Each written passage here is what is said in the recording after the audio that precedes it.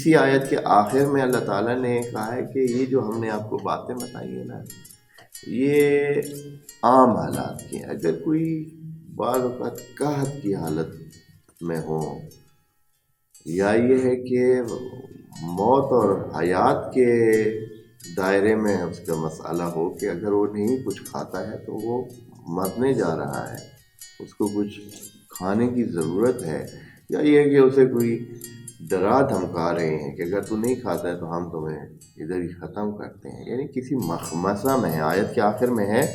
فَمَنِ اضْطُرَّ فِي مَخْمَصَةٍ، اگر کوئی بندہ پھنس گیا ہے کسی ایسی جگہ کہ وہ اب یا بھوک کی وجہ سے یا ضرورت کی وجہ سے مجبور ہو جائے، تو پھر اللہ تعالیٰ اس کو یقیناً کیا کرے گا، معاف کرے گا، اور اگر وہ کھا لیتا تو کوئی حرج نہیں ہے، پھر اللہ تعالیٰ اس سے نہیں پوچھے گا، کیونکہ وہ مجبور ہے، اس کے ہاتھ میں نہیں۔